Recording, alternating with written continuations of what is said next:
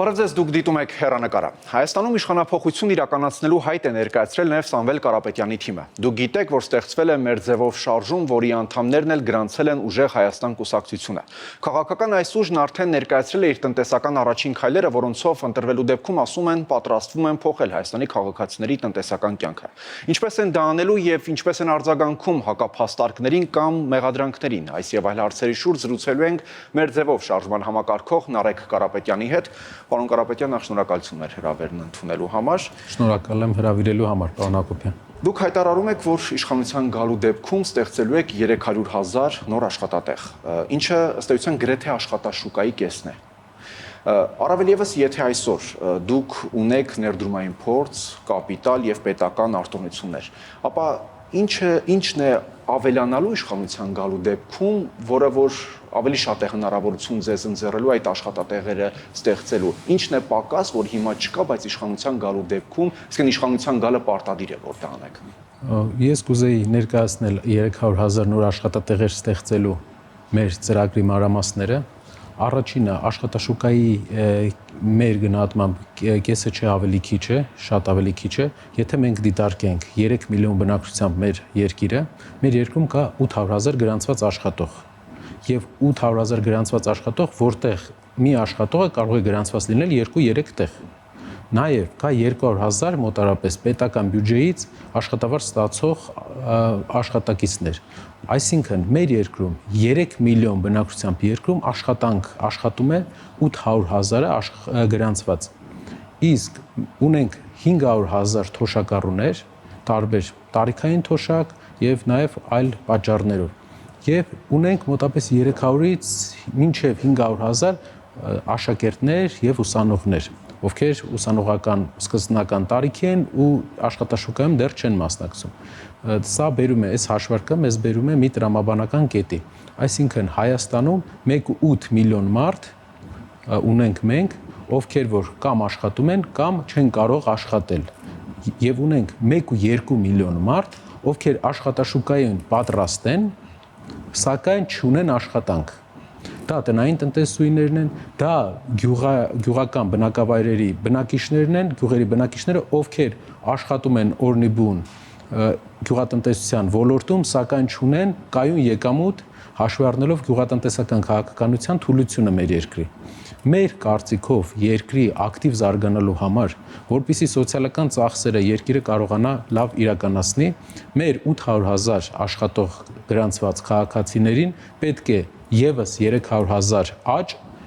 գրանցենք մենք, նոր աշխատատեղեր ստեղծենք, դա պետք է լինի մեր երկրի առաջին նպատակը մոտակա 5 տարվա ընթացքում, որպեսզի 1.1 միլիոն մարդ աշխատելով կարողանա 500,000 մարդու թոշակ տա ու կարողանա նաեւ հարկային բեռը իր վրա վերցնելով ինչ որ առումով ապահովի աշակերտների լավ ուսումը, ուսման ծախսերը, կրթական ծախսերը։ Հիմա այս պայմաններով դա անել հնարավոր չէ, այսինքն չեք կարող հաշվի առնելով նաև այն ինչ որ դուք ունեք հիմա, այն որ տարիներ շարունակ ներդրումներ արել եք, շատ լավ։ Հիմա ի՞նչն է խանգարում, որ շարունակեք այդ ներդրումները, օրինակ առանց իշխանության եւ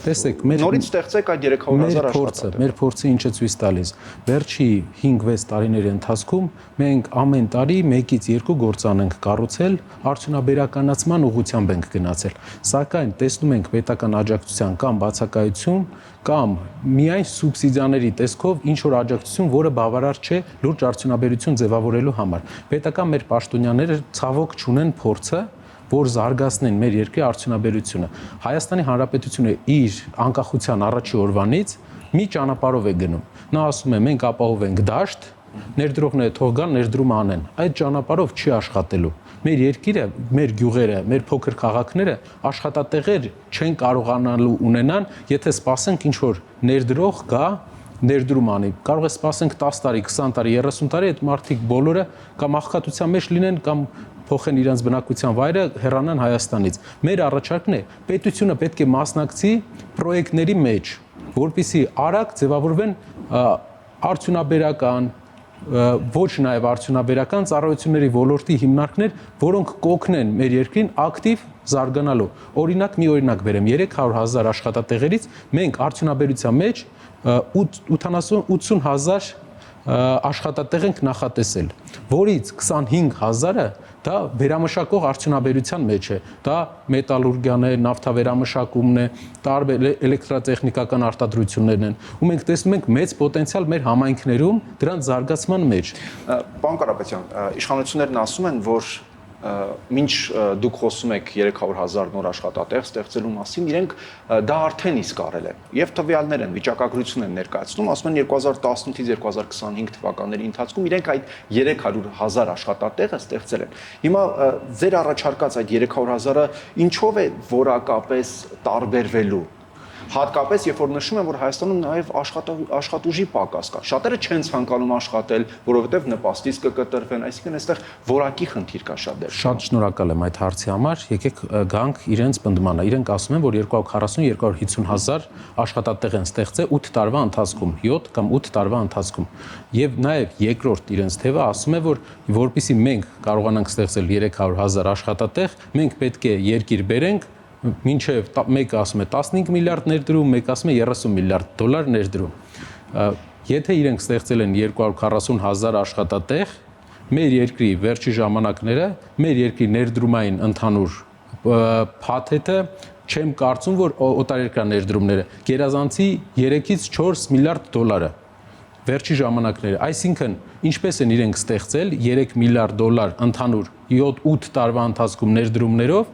240,000 աշխատատեղ։ Սա բերում է ուրիշ տրամաբանական հանգման մեզ, որ հնարավոր է երկրում ստեղծել 300,000 աշխատատեղ,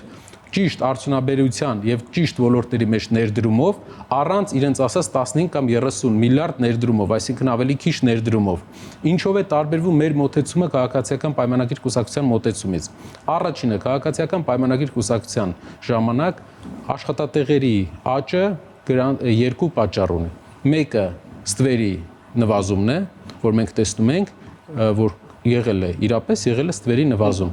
Երկրորդը շինարարության մեջ եւ ծառայությունների որոշ ոլորտներում կա աճ աշխատատեղերի, բայց շինարարության մեջ մենք ամբողջ մեր տնտեսությունը այսօր աշխատում է ամենաակտիվ զարգացող ուղղությունը շինարարությունն է։ Քանի տոկոսն է շինարարական ապրանքների հայկական։ Ես կարող եմ ասել, որ մոտավորապես 80%-ը, 80%-ը մենք ներմուծում ենք այլ երկրներից, այսինքն ամբողջ տնտեսական էֆեկտիվությունը երկարաժամկետ արդյունք Հայաստանում չի թողում։ Մենք վարկ ենք վերցնում, մեր քաղաքացիները վարկ են վերցնում, գնում են բնակարան, որի բնակարանի շինարարության ժամանակ հայկական ապրանքներ չեն օգտագործում մեծի մասամբ, օգտագործում են ներմուծված ապրանքներ։ Հիմա ձեր ծրագրում էլ բայց կետ կա, որտեղ օրենսդրության ուղիղ առնչություն ունի շինարարության հետ։ Այո, մենք առաջարկում ենք 20,000 նոր աշխատատեղեր, նոր մատչելի բնակ։ Իսկ դուք եք գնալու ամեն դեպքում շինարարության ոլորտում աճ գրանցելով։ Եվ ինչով է տարբերվելու ձեր եւ շատ մեծ տարբերություն կա։ Առաջինը մենք պետք է ստեղծենք գործարաններ, որպեսզի հայկական շինանյութը կարողանա ապահովի օրինակ բնակարանաշինության հիմնական մատերիալների 80-90%-ը,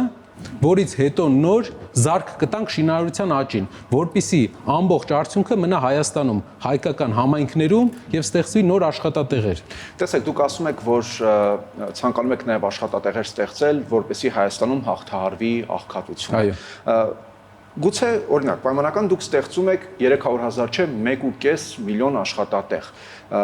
բայց օրինակ ամսական 60,000 դրամ աշխատավարձով։ Հիմա ասում են դա կօգնի հաղթահարել աղքատությունը։ Եկեք պատասխանեմ այդ հարցին։ Մենք հիշում ենք, որ ոչ պետական ոլորտում 600,000 մարդ է աշխատում։ Մենք մեր 600,000 մարդը չի կարող լավ թոշակներ տա, լավ աշխատավարձներ ապահովի մեր 500,000 թոշակառուների համար, մեր պետական աշխատակիցների համար, այլ ընտրանք չկա։ Ինչպես իրենք նշում են, ասում են որոշ դեպքերում կա աշխատողի խնդիր, հնարավոր է որոշ ոլորտներում Երևանում լինի, բայց օրինակ Գեղարքունիքի մարզում այդպիսի խնդիր չկա։ Լորվա մարզում այդպիսի խնդիր չկա, Շիրակի մարզում այդպիսի խնդիր չկա։ Հայաստանի բազմաթիվ համայնքներում բացի պետական աշխատանքից շատ քիչ ուրիշ այլընտրանքներ կան։ Սա ցույց է տալիս, որ մեր երկիրը վերջի 35 տարվա ընթացքում որևէ տնտեսական քաղաքականություն չի որդեգրել, բացի Երևանի զարգացումից։ Երևանի զարգացումն էլ եղել է հիմնականում ծառայությունների եւ շինարարության վրա, որը երկարաժամկետ արդյունք, արտահանելի արդյունք, դեռ մենք չենք կարողացել ստեղծել բացի տեղեկատվական տեխնոլոգիաների ոլորտից։ Մենք պետք է որակական փոփոխություն ունենք։ Ձեր աշխատատեղերը միջինում ինչքան պիտի աշխատավարձ ստանան այդ աշխատատեղերում գրանցված մարդիկ։ Այո, առաջի էտապը ամեն ոլորտ ունի իր տրամաբանությունը։ Արդյունաբերությունը, որը զարգանալու է հիմնականում այն մարզերում, որտեղ կա մեծ գործազրկություն, դա Շիրակն է, Լոռին է, Գեղարքունիքն է, նաև Կոտայքի մի մասը։ Մենք տեսնում ենք, որ այս համայնքներում այսօր մեր ունեցած աշխատավարձային ֆոնդից զգալի տարբերվելու է միջինում 280-ից 320 հազար շրջաններում աշխատավարձ։ Շատ լավ։ Դուք հայտարարել եք, որ ձեր վարչապետը 1 դրամ աշխատավարձ է ստանալու բյուջեից եւ որ այդ գումարի կարիքը ըստ էության այդ աշխատավարձի դուք չեք ունենալու։ Եղավ հակադարձում ձեր այդ հայտարարությանը հետեւյալ հարցադրմամբ. եթե բյուջեից չեք ցանկանում օգտվել, ապա ինչու եք գնացել եւ արտոնություններից օգտվել։ Օրինակ ձեր փոխարեն կարող էր այդ արտոնությունից օգտվել մեկ այլ տնտեսվարող, որը ավելի շատ ուներ դրա կարիքը։ Հակադարձում եղավ իշխանությունից։ Այո, մեր կողմից էլ հակադարձում եղավ, մենք տրամաբանությունը ցույց տվեցինք, որ այդ ընկերությունները, որոնք ներդրում է կատարվել, մոտապես 30 անգամ ավելի շատ հարկ են վճարել, իսկ արտոնությունները մենք հետևեցինք, ուսումնասիրեցինք, մեր ստացած արտոնությունների ընդամենը 10-15%-ով են օգտվել մեր ընկերությունները, որը շատ փոքր թիվ է, որպեսզի հասկանաք այստեղ է թաքնված պետական քաղաքացիական պայմանագիր կուսակցության սխալ քաղաքականության հիմքը։ Նրանք միայն տալիս են մաքսատուրքի արտոնություն, մաքսատուրքը, որը Հայաստանը չէ վճարում, մեծ առումով մաքսատուրքի արտոնության ընդամենը 1%-ն է Հայաստանի վրա ծախս, եւ սպասում են եւ կարող է ինչ-որ սարքավորումների գծով բանկերին վճարեն տոկոս եւ սպասում են, որ արդյունաբերություն կզարգանա։ Այդպես արդյունաբերություն չի զարգանում։ Որպեսզի արդյունաբերությունը ակտիվ զարգանա, մենք պետք է ապահովենք միջավայր։ Մի գործարան կառուցելու համար 40-ից 50 թույլտվություն է պետք։ Արտոնություն չեք ստացել եւ զարգացրել արդյունաբերություն օրինակ։ Արտոնությունը ոչ մի այն արտոնությունները, որը փոքր ընկերությունները, մի քանի ընկերություններ ստացել են, ոչ մի ազդեցություն չի թողել այդ ընկերությունների զարգացման։ Մի քանի օրինակ բերեմ, ասեմ ինչու։ Որովհետեւ երկիրը այնպիսի սահմանափակումներ է դնում, օրինակ մի գործարան կառուցելու համար դուք պետք է ունենաս 40 թույլտվություն։ Այսինքն անգամ մշակույթի նախարարությունը պետք է քեզ թույլտվություն տա, որ գործարան կառուցես։ Դա անհնար է, ներդրողը երբեք այդպիսի ոլորտ, այդպիսի երկիր ներդրում չի կատարի, որպեսզի դուք հասկանաք 24-25 թվականին երկրում օտարերկրյա ուղղակի ներդրումները չեն գերազանցել 130 միլիոն դոլարը։ Այսինքն Վրաստանի համեմատ Վրաստանը համարյա 2 միլիարդ դոլար ուղղակի ներդրում է բերել օտարերկրյա։ Հայաստանը 140 միլիոն դոլար։ Սա ուղղակի բոլոր ոլորտների, երկրի տնտեսական բոլոր ոլորտների ձախողում է։ Ու դա է պատճառը, որ մեր երկրի աղքատությունը չի նվազում։ Մենք բազմաթիվ անգամ փորձել ենք, մեր գործընկերներին ներկայացրել ենք, որ եթե ուզում ես քո շրջանները զարգանան էլ չէ, գոնե աշխատանք լինի, դու պետք է վարես պրոակտիվ քաղաքականություն, ոչ թե ասես ես մաքսատուրքից ազատում եմ,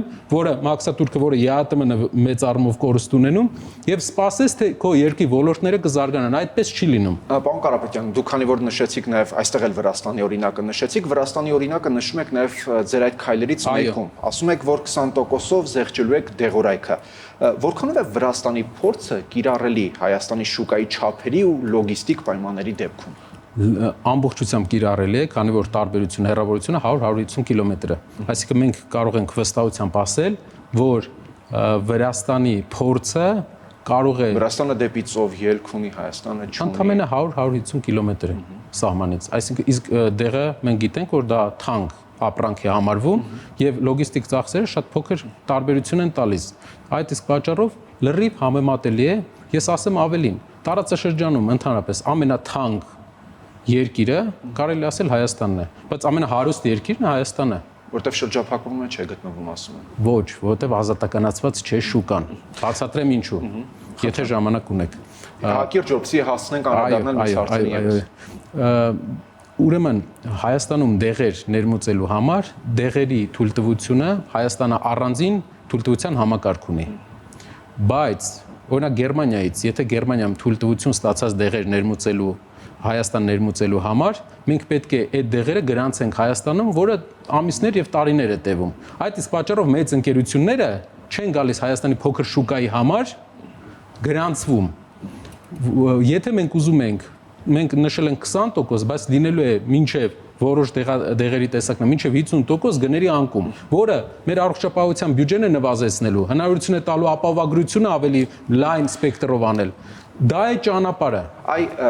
ասացիք ապահովագրություն, հիմա որքանով է այս 20%-ը առասարակ դեղերին վերաբերող ձեր քայլը շարունակում մնալ մրցակցային այն դեպքում, երբ որ Հայաստանի Հանրապետությունում արդեն ներդրվել է առողջության համընդհանուր ապահովագրությունը եւ քաղաքացիներն արդեն կարողանում են այդ թվում մի քանի միլիոնի վիրահատություններ անվճար իրականացնել։ Այստեղ դեղեր արդեն փոքր հատված չեն ու շատ դեղեր նույնիսկ անվճար են ստանում։ Ճիշտ է, շատ կարծում եմ, որ մեր երկրին ապահովագրությունը պետք էր, առողջության ապահովագրությունը դա մեր ծրագրերի մեջ նույնպես մտնում է ավելի ամրապնդել ապահովագրության ծրագիրը ընդհանուր, բայց ապահովագրության մեջ մեր երկրի բյուջեն, պետական բյուջեն մեծ ծախսեր անում դեղերի ուղղությամբ, որը կնվազի։ Երկրորդ, շատ դեղերի տեսակներ մեր հասարակության նշանակալի մասը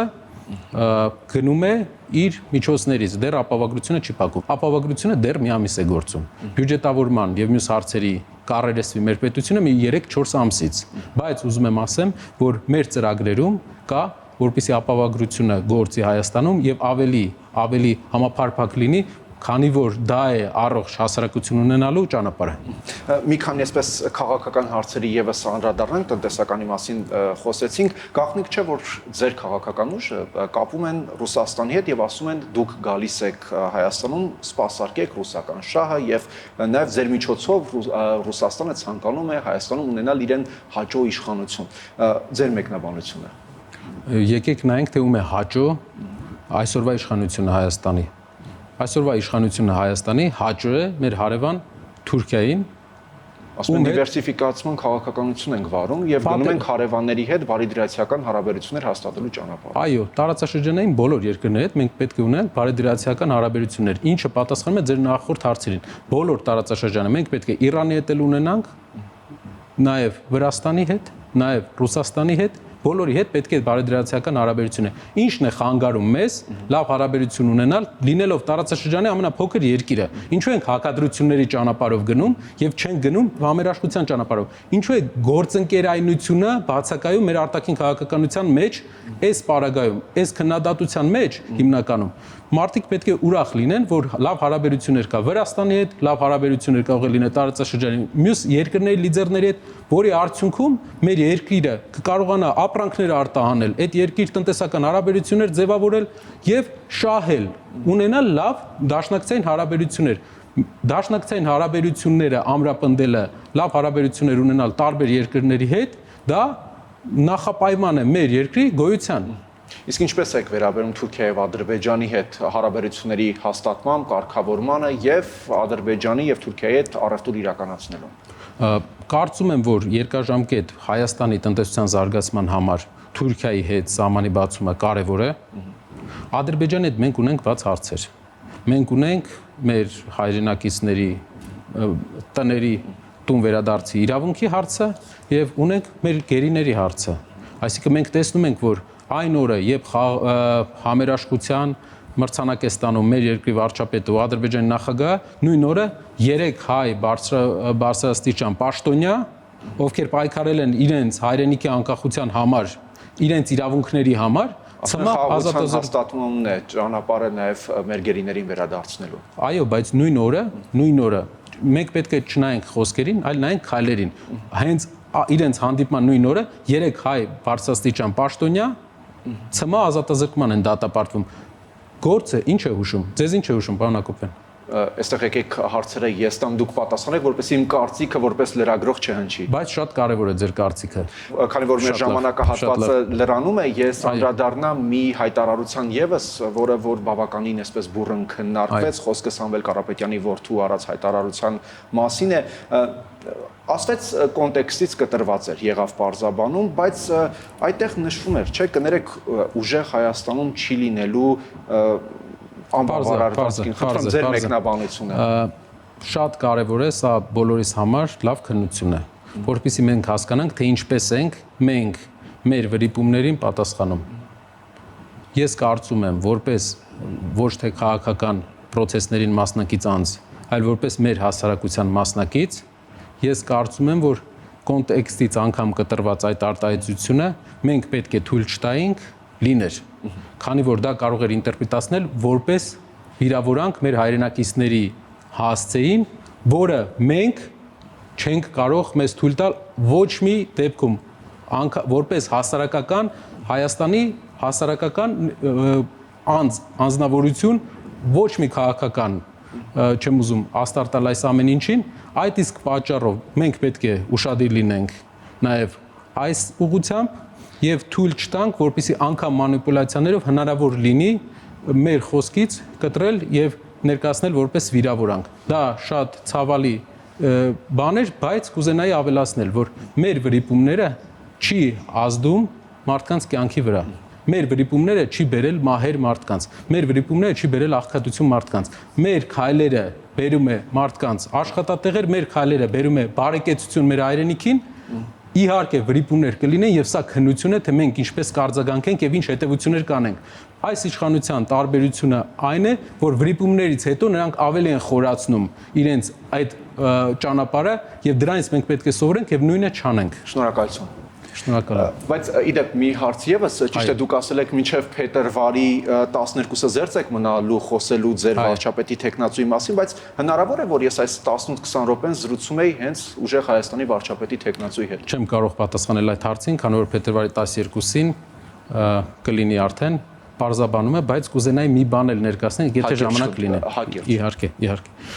Ուրեմն շատ կարևոր է, որ մեր հայրենակիցները իմանան մեր ծրագրերից մեկի մասին, որը փոքր բիզնեսին հարկերից ազատումն է։ Կարծում եմ դրա մասին հակիրճ հնարավոր